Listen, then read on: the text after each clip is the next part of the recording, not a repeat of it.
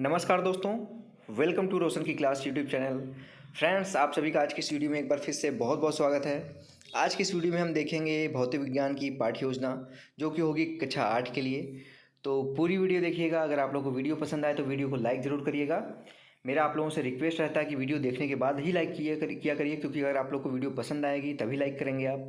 या फिर आप लोगों को कोई सजेशन देना है तो नीचे कमेंट बॉक्स में आप सजेशन भी दे सकते हैं कि सर ये चीज़ें अच्छी हैं, ये चीज़ें ख़राब हैं, आप इसको सुधार कर सकते हैं। मैं सभी से सजेशन लेना पसंद करता हूँ, क्योंकि मुझे अपने अंदर सुधार करना है, जिससे मैं आप लोगों की और भी अच्छे तरीके से हेल्प कर सकूँ। और ये वीडियो की जो पीडीएफ है, ये किसी स्टूडेंट ने ही मुझे भेजा है, तो ये मत कहिएगा कि इसकी राइटिंग अच्छी है या ख़राब है। आप लोगों को मैं एक एक चीज़ें, कोई भी चीज़ें अगर स्पष्ट नहीं होंगी तो वो आपको मैं एक एक चीज़ें यहाँ पे पढ़ के बताऊँगा। आप लोग ध्यान से सुनिएगा, आपको समझ में आ जाएगा। सिर्फ ये समझिएगा कि आप लोगों की हेल्प के लिए किसी ने भेजा है ये पीडीएफ, तो इसको मैं वीडियो के माध्यम से आप सब तक पहुँचा रहा हूँ। तो उसके कार्य को प्रोत्साहित करिएगा लाइक करके। और अगर आप लोगों को इस वीडियो की पीडीएफ चाहिए तो रोशन की क्लास टेलीग्राम चैनल से आप डाउनलोड कर सकते हैं, बिल्कुल फ्री है, वहाँ से आप बिल्कुल जाके डाउनलोड कर सकते हैं। तो आप शुरू करते हैं आज की वीडियो। यहाँ पे आप देखेंगे, आपको पता है कि जिस पेज पे आप पाठ्य योजना बनाना या फिर सूक्ष्म शिक्षण पाठ्य योजना बनाना स्टार्ट करते हैं, उसके बीचों बीच इस तरीके से आपको पाठ्य योजना संख्या लिखना है। काफ़ी कॉलेजेस में दैनिक पाठ्य योजना क्रमांक लिखना होता है, काफ़ी कॉलेजेस में दैनिक पाठ्य लिखने की जरूरत नहीं है, पाठ्य योजना सिर्फ लिखना होता है। तो इस तरीके से लिखने के बाद आपको विद्यालय का नाम लिखना है, जिस विद्यालय में आप पाठ्य योजना पढ़ाने के लिए जाएंगे, यानी कि जो विद्यालय आपको अलाउट होगा कॉलेज से, आपके जिस विद्यालय में आप पढ़ते हैं उसका नाम नहीं लिखा जाता है यहाँ पे, पहली बात मैं बता दूँ। नेक्स्ट आपको दिनांक लिखना है, यानी कि डेट लिखना है, जिससे ये पता चलता है कि आपने किस डेट में कौन सी पाठ्य योजना पढ़ाई थी। कक्षा मैं आपको पहले बता चुका हूँ, 8th है, 8वीं कक्षा के लिए ये पढ़ाया जा रहा है आज का पाठ्य योजना। विषय भौतिक विज्ञान का है। कालांश यहाँ पे देखेंगे तो चौथा लिखा गया 4th। कालांश का मतलब होता है किस पीरियड में आप जाएंगे, तो 4th पीरियड में हम जाएंगे इस चैप्टर को पढ़ाने, और समय अवधि है 45 मिनट का। और लास्ट में आपको प्रकरण लिखना है। प्रकरण का हमारा नाम है उत्प्लावन बल। काफ़ी अच्छा टॉपिक है, थोड़ा सा यूनिक टॉपिक है अलग से, तो इसको आप लोग अच्छे से बना सकते हैं। तो अब चलते हैं अगली हेडिंग की तरफ। अगला हेडिंग है हमारा सामान्य उद्देश्य। ये आपका सामान्य उद्देश्य हेडिंग लिखा गया है। इसमें आपको कम से कम 4 से 5 पॉइंट और मैक्सिमम 8 से 10 पॉइंट लिखना होता है। आपका जो विषय होता है, जैसे हमारा आज का विषय है भौतिक विज्ञान, तो ये विज्ञान की एक शाखा है। तो आप विज्ञान विषय पढ़ाने के बाद या भौतिक विज्ञान पढ़ाने के बाद आप बच्चों को क्या सिखाना चाहते हैं, उसके बारे में सामान्य उद्देश्य के अंतर्गत लिखना होता है पॉइंट वाइज। तो यहाँ पे देखिए, पहला पॉइंट है छात्रों में वैज्ञानिक दृष्टिकोण का विकास करना। दूसरा पॉइंट है छात्रों में भौतिक विज्ञान के प्रति रुचि उत्पन्न करना। तीसरा पॉइंट है छात्रों में तर्क शक्ति एवं विचार शक्ति का विकास करना। फोर्थ पॉइंट है छात्रों में बौद्धिक एवं मानसिक विकास, छात्रों का बौद्धिक एवं मानसिक विकास करना। और पांचवा पॉइंट है छात्रों में भौतिक विज्ञान की व्यवहारिक उपयोगिता का ज्ञान प्रदान करना। ये हो गए सामान्य उद्देश्य के 5 पॉइंट। अब इसके बाद आता है आपका विशिष्ट उद्देश्य। विशिष्ट उद्देश्य का मतलब होता है आपका जो टॉपिक है, जैसे हमारा आज का टॉपिक क्या है, उत्प्लावन बल। उत्प्लावन बल पढ़ाने के बाद बच्चे क्या क्या सीखेंगे, उसके बारे में विशिष्ट उद्देश्य में कम से कम 2 से 3 पॉइंट और मैक्सिमम 5 से 6 पॉइंट लिखना होता है। तो इसमें देखेंगे विशिष्ट उद्देश्य को भी हेडिंग वाइज डिवाइड कर दिया गया। पहला ज्ञान, काफ़ी कॉलेजेस में इसको ज्ञानात्मक भी कहते हैं। तो और ये है आपका दूसरा कॉलम में अपेक्षित व्यवहारगत परिवर्तन, यानी आप क्या अपेक्षा करते हैं ये चैप्टर पढ़ाने के बाद कि बच्चों में क्या क्या परिवर्तन होगा। तो यहाँ पे ज्ञान में देखिए, पहला पॉइंट लिखा गया है छात्र उत्प्लावन बल से संबंधित तथ्यों का प्रत्यास्मरण कर सकेंगे। दूसरा पॉइंट है छात्र उत्प्लावन बल से संबंधित तथ्यों की पुनर्पहचान कर सकेंगे। अब कुछ चीज़ें यहाँ पे आपको देखेंगे कटी हुई हल्की फुल्की, तो इसको मैं बता रहा हूँ, पढ़ दे रहा हूँ, आप लोग को समझ में आ जाएगा। थर्ड पॉइंट है छात्र उत्प्लावन बल से संबंधित तथ्यों का प्रत्याभिज्ञान कर सकेंगे। अगला हेडिंग है अवबोध। अवबोध को ही बोधात्मक कहते हैं। इसमें पहला पॉइंट है छात्र उत्प्लावन बल की व्याख्या कर सकेंगे। दूसरा पॉइंट है छात्र उत्प्लावन बल से संबंधित तथ्यों में अंतर कर सकेंगे। थर्ड पॉइंट है छात्र उत्प्लावन बल से संबंधित तथ्यों का वर्गीकरण कर सकेंगे। ठीक, अब थोड़ा सा जूम कर लेता हूँ जिससे आप लोगों को देखने में आसानी हो। एक एक चीज़ दिखाता हूँ, एक पेज का एक साइड में, उसके बाद अगले पेज का दिखा दूंगा मैं। ठीक है, तो यहाँ पर देखिए अगला है ज्ञानोपयोग। ज्ञानोपयोग में पहला पॉइंट लिखा गया छात्र उत्प्लावन बल से संबंधित ज्ञान का दैनिक जीवन में उपयोग कर सकेंगे। दूसरा पॉइंट है छात्र उत्प्लावन बल से संबंधित ज्ञान से अन्य लोगों को अवगत करा सकेंगे। अब यहाँ पे पेज मुड़ा हुआ था तो यहाँ पे साफ साफ नहीं दिख रहा, लेकिन मैं यहाँ पे पढ़ दे रहा हूँ, आप भी ध्यान से देखेंगे तो आप भी पढ़ लेंगे। तीसरा पॉइंट है छात्र उत्प्लावन बल के बारे में अन्य कक्षा में अध्ययन कर सकेंगे। उसका चौथा यहाँ पे पॉइंट है कौशल, कौशलात्मक भी कहते हैं इसको। वह सारी चीज़ें जो कहते हैं, कभी कभी किसी कॉलेज में कन्फ्यूज हो जाते हैं बच्चे की कौशल लिखा है लेकिन हमारे कॉलेज में तो कौशलात्मक कहते हैं, तो सेम चीज़ है। इसमें देखिए पहला पॉइंट लिखा गया छात्र उत्प्लावन बल से संबंधित चार्ट बना सकेंगे। दूसरा पॉइंट है छात्र उत्प्लावन बल से संबंधित मॉडल बना सकेंगे, ये हो गया। तीसरा पॉइंट है छात्र उत्प्लावन बल से संबंधित गतिविधियों को यहाँ पे कुशलतापूर्वक कर सकेंगे। अभिरुचि है, अभिरुचि में देखिए लिखा गया है छात्र उत्प्लावन बल से संबंधित ज्ञान प्राप्त करने में रुचि प्रदर्शित कर सकेंगे।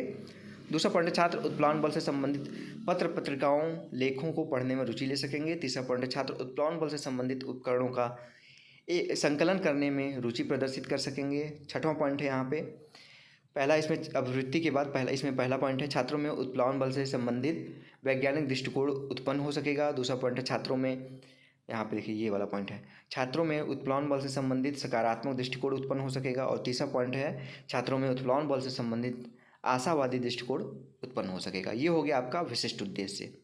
अब इसके बाद आता है लेसन प्लान का यहाँ पे अगला हेडिंग, शिक्षण सहायक सामग्री।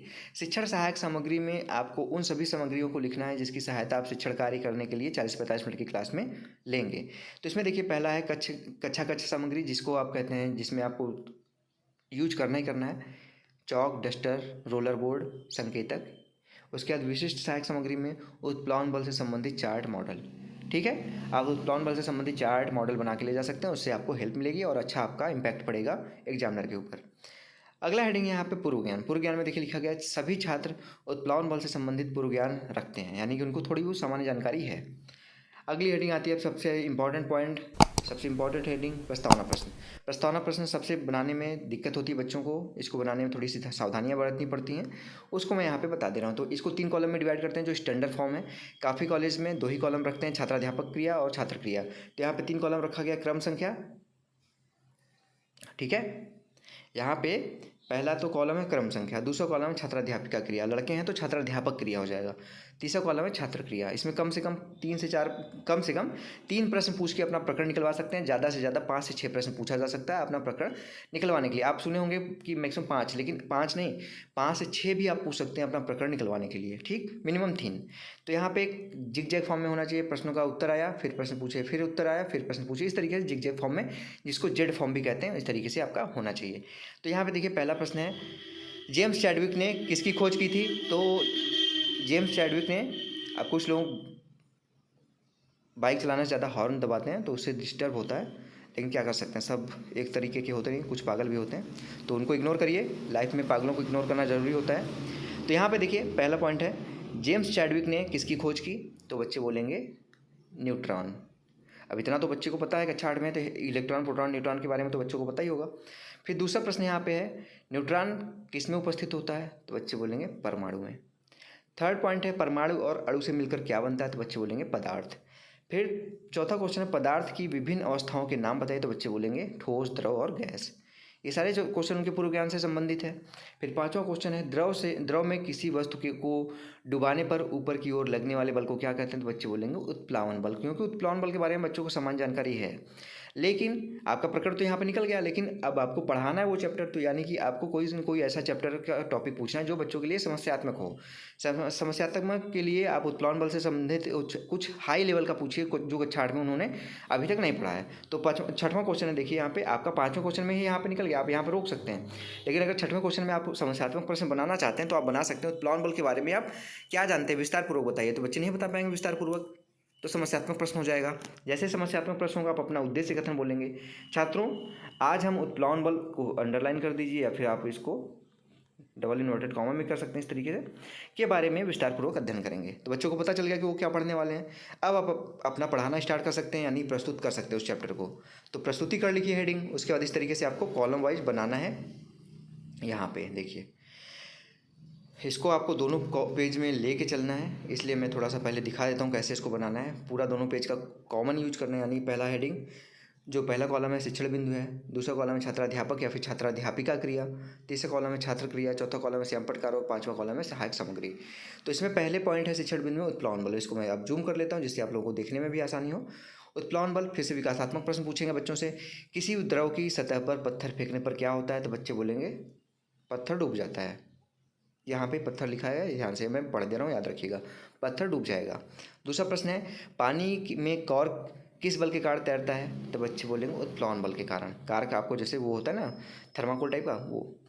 तीसरा क्वेश्चन है, पानी में के पृष्ठ पर कील रखने पर क्या होगा? तो बच्चे बोलेंगे डूब जाएगी। ये हो गया विकासात्मक प्रश्न। अब छात्राध्यापक कथन आया, अब छात्राध्यापिका कथन या फिर छात्राध्यापक कथन। लड़के हैं तो छात्राध्यापिका कथन होगा, लड़के हैं तो छात्राध्यापक कथन होगा। इसमें देखिए लिखा गया है, अब बताया गया उत्प्लावन बल के बारे में, किसी द्रव का वह गुण जिसके कारण वह द्रव में छोड़ी गई किसी वस्तु पर ऊपर की ओर एक बल लगाता है, उत्प्लावन बल कहलाता है, जो वस्तु द्वारा हटाए गए द्रव के भार के बराबर होता है। अतः द्रव में वस्तु पर जो बल कार्य करते हैं, दो बल कार्य करते हैं। पहला गुरुत्वाकर्षण बल, नीचे की ओर, भाई कोई सामान है, कोई वस्तु है, उस पर बल लगेगा नीचे की तरफ, गुरुत्वाकर्षण बल। और दूसरा है उत्प्लावन बल, जो ऊपर की तरफ उस वस्तु को ढकेलने की कोशिश करेगा। इसे ही आर्किमिडीज का सिद्धांत कहते हैं। ठीक है, ये भी आपको समझ में आ गया होगा। छात्र वाले कॉलम में लिखा गया, सभी छात्र ध्यानपूर्वक सुनेंगे। श्यामपट पे यही लिखा गया, देखिए यहाँ पे द्रव में वस्तु पर दो बल लगता है, गुरुत्वाकर्षण बल और उत्प्लावन बल। और सहायक सामग्री में यहाँ पे वस्तु है, पानी का जार ले लीजिए, यहाँ पे उसमें कोई वस्तु डालिए, तो इस पर नीचे की तरफ, आपको पता है नीचे की तरफ गुरुत्वाकर्षण बल लगेगा, ऊपर की तरफ उत्प्लावन बल लगेगा। ठीक है, आशा करता हूँ ये समझ में आ गया होगा। अब दूसरा यहाँ पे पॉइंट है, आप देखेंगे दूसरा पॉइंट यहाँ पे है शिक्षण बिंदु में, वस्तु का पानी में डूबना या तैरना। विकासात्मक प्रश्न फिर से पूछेंगे बच्चों से आप, द्रव में वस्तु का कौन कौन से बल कार्य करते हैं? बच्चे बोलेंगे गुरुत्वाकर्षण बल और उत्प्लावन बल। दूसरा क्वेश्चन है गुरुत्वाकर्षण बल की प्रकृति कैसी होती है? तो बच्चे बोलेंगे आकर्षण की। तीसरा क्वेश्चन है गुरुत्वाकर्षण बल किस दिशा में कार्य करता है? तो बच्चे बोलेंगे नीचे की तरफ। फिर छात्राध्यापक कथन या फिर छात्राध्यापिका कथन बोलेंगे, आप लिखेंगे और उसके बारे में बताएंगे, वस्तु का पानी में डूबना था या तैरना। तो पहला पॉइंट है यहाँ पे, यदि वस्तु का भार उत्प्लावन बल से अधिक है तो आपको पता है, जाहिर सी बात है, वस्तु डूब जाएगी, गुरुत्वाकर्षण बल ज़्यादा लग जाएगा उत्प्लावन बल से, तो नीचे की तरफ चली जाएगी वस्तु। दूसरा है यहाँ पे, यदि वस्तु का भार उत्प्लावन बल से कम है तो वस्तु पानी के में आंशिक रूप से डूब कर रहेगी। यानी कि अगर वस्तु का भार उत्प्लावन बल से कम है, उत्प्लावन बल ज़्यादा है और वस्तु का भार कम है, तो क्या होगा? आंशिक रूप से डूब कर तैरेगी। सभी विद्यार्थी ध्यानपूर्वक सुनेंगे। सेम सैंपट पे आपको लिखना है, वस्तु का भार उत्प्लावन बल से अधिक है तो वस्तु पानी में डूब जाएगी। सहायक सामग्री आपको देखिए यहाँ पे वही चीज़ है, पानी, एक जार में पानी का चित्र बनाइए, उसमें कोई वस्तु डालिए, कील डालिए, लोहे की कील का पानी में डूब जाना इसी का कारण है। अब इसके बाद आगे चलते हैं, आगे देखेंगे।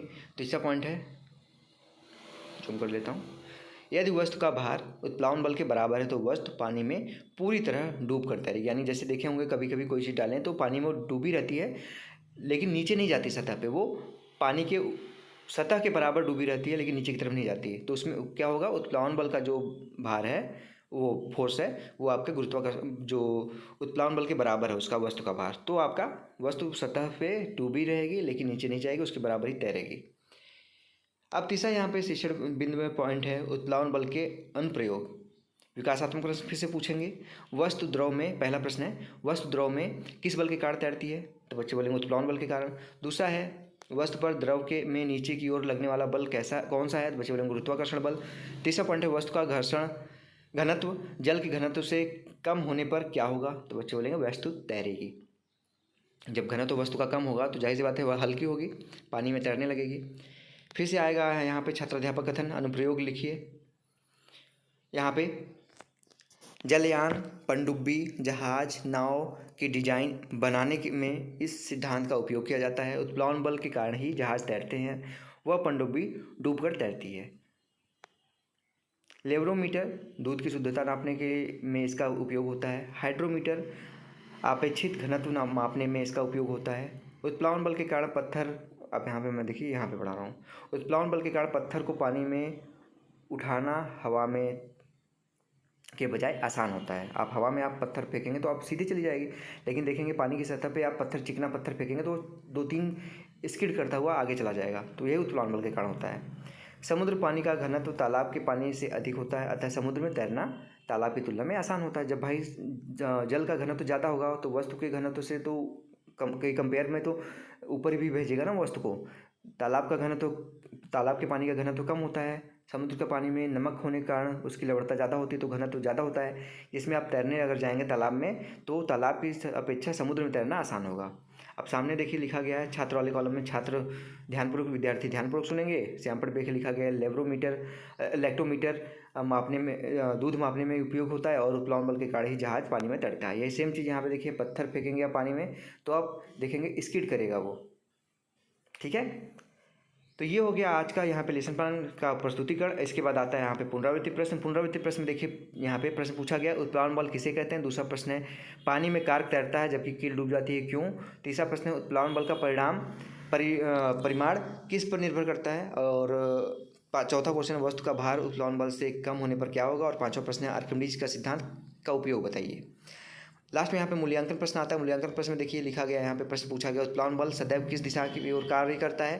तो यहाँ पे ऑप्शनल है ऊपर की ओर, नीचे की ओर, दाईं ओर, बाईं ओर। तो आपको पता है ऊपर की ओर करता है। दूसरा प्रश्न है दूध में द्रव में वस्तु पर कितने बल लगते हैं। तो आपको पता है 2 बल लगते हैं, उत्प्लवन बल और गुरुत्वाकर्षण बल। तीसरा प्रश्न है वस्तु का भार उत्प्लवन बल से डैश डैश डैश होने पर वस्तु पानी में डूब जाएगी।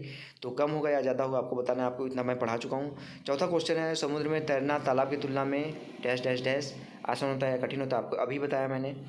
पाँचवा क्वेश्चन है आर्किमिडीज का सिद्धांत बताइए। और छठवां क्वेश्चन इलेक्ट्रोमीटर किस सिद्धांत पर आधारित है। लास्ट में आता है गृह कार्य। गृह कार्य बच्चों के लिए देखिए घर से करके लाने के लिए जरूर कार्य दिया करिए, जिससे बच्चे घर पे जाएं और आपके द्वारा पढ़ाई गई चीज़ों को अच्छे से समझ सकें। तो यहाँ पे देखिए गृह कार्य दिया गया, उत्प्लवन बल को परिभाषित करते हुए उनके अनुप्रयोग को समझाइए। ये हो गया गृह कार्य। लास्ट में आपको पर्यवेक्षक टिप्पणी लिखना है, पर्यवेक्षक टिप्पणी हेडिंग लिखना है अगर आपकी फाइल में नहीं लिखा गया है तो, क्योंकि यहाँ पे पर्यवेक्षक आपको टिप्पणी देगा, अच्छी चीज़ें होंगी आपके द्वारा अच्छे तरीके से पढ़ाया गया होगा तो यहाँ पे प्रोत्साहन मिलेगा आपको, कुछ कमियाँ होंगी तो यहाँ पे आपको सजेशन मिलेगा। तो ये था दोस्तों आज का लेसन प्लान। अगर आज का लेसन प्लान आप लोगों को पसंद आया हो, आपकी हेल्प हुई हो, तो प्लीज़ वीडियो को लाइक करना मत भूलिएगा। और ऐसे इन्फॉर्मेटिव वीडियोस देखने के लिए रोशन की क्लास यूट्यूब चैनल से जुड़ जाइए, बिल्कुल फ्री है। नीचे लाल कलर का सब्सक्राइब बटन, उस पर क्लिक करके सब्सक्राइब कर लीजिए, साथ ही साथ बेल आइकन को दबा के रखिए। और इस वीडियो की PDF चाहिए तो आप रोशन की क्लास टेलीग्राम चैनल से डाउनलोड कर सकते हैं, बिल्कुल फ्री है। तो फ्रेंड्स मिलते हैं नेक्स्ट वीडियो में, तब तक के लिए आप सभी का बहुत बहुत धन्यवाद। जय हिंद, वंदे मातरम।